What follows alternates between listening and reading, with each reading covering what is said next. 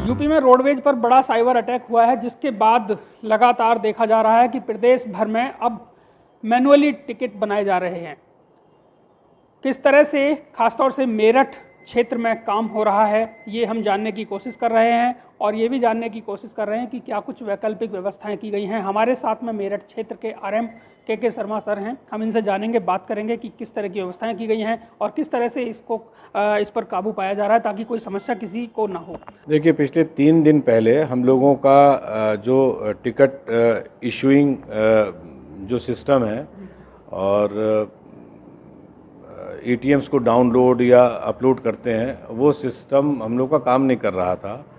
तो हम लोगों ने अपने जो हेडक्वार्टर के बड़े अधिकारी हैं उनसे बातचीत की, तब ये संज्ञान में आया कि इसमें कुछ सिस्टम में कुछ साइबर अटैक या कुछ ऐसी चीज़ हुई है जिससे सिस्टम सर्वर पूरा इनएफिशिएंट हो गया, बैठ गया है बिल्कुल। इमीडिएटली हम लोगों ने जो हम लोग के पास मैनुअल टिकट्स रखे हैं, वेबिल्स रखे हैं, उन लोगों को अपने स्टाफ से कह करके उन टिकट्स और वेबिल्स को हमने निकाल करके कंडक्टर्स को इशू किए और उससे हम लोग का संचालन अब हम चल रहा है हम लोगों का। इस तरह से ट्रेंड बदल रहा था, डिजिटल मोड पे लगातार रोडवेज जा रहा था और एकदम से जिस तरह से ये समस्या आई है, तो कैसे पार पाया जा रहा है और कहीं ना कहीं कंडक्टर को भी समस्याएं हो रही होंगी।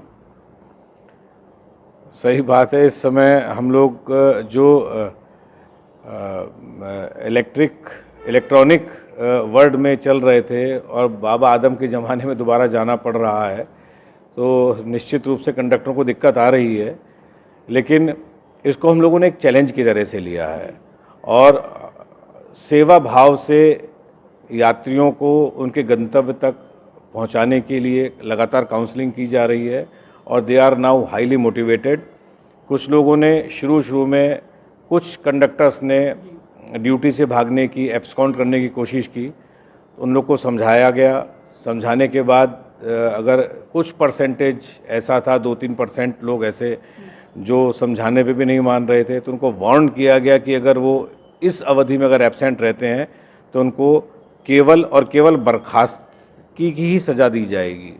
अगर कहीं चलती हुई गाड़ी में टिकट बना रहे हैं और एक आध टिकट बनने से रह जा रहा है और वो टिकट बनाने की प्रोसेस में है, तो रास्ते में जो चेकिंग अथॉरिटी मिल रही हैं वो उन लोगों को कोऑपरेट कर रही हैं, सपोर्ट कर रही हैं।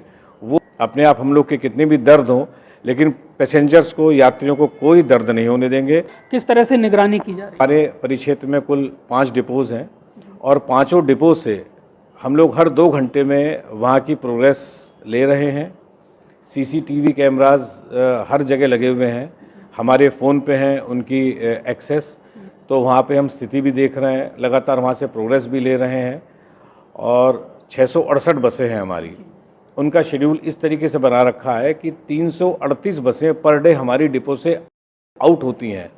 बाकी बसेस हमारी रूट से जहाँ पे नाइट कर रही हैं वहाँ से चल रही होती हैं।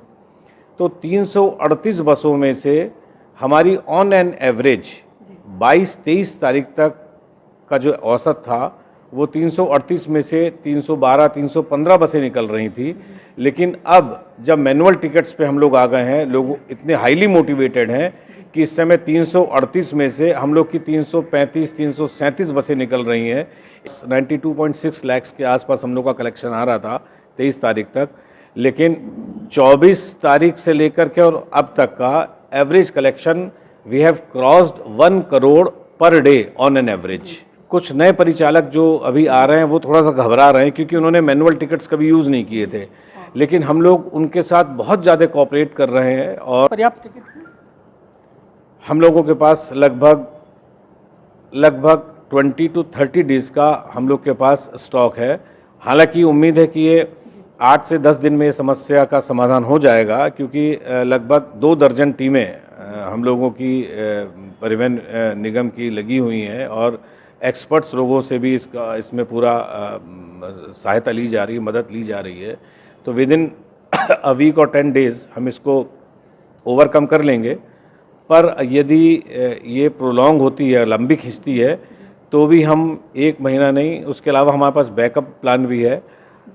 We can continue for about 2 months, कोई दिक्कत नहीं होगी। बड़ी बात यह है कि जो पुराने परिचालक हैं उन्हें तो कोई समस्या नहीं है, क्योंकि वो पहले से ही पहले भी मैनुअली टिकट बनाते थे, लेकिन जो नए जो युवा अभी परिचालक हैं जिनकी नई भर्ती हुई है वो कहीं ना कहीं आनाकानी कर रहे थे, तो उन्हें वार्न किया गया है और उनसे काम लिया जा रहा है, उन्हें समझाया जा रहा है ताकि किसी तरह की कोई समस्या ना हो पाए।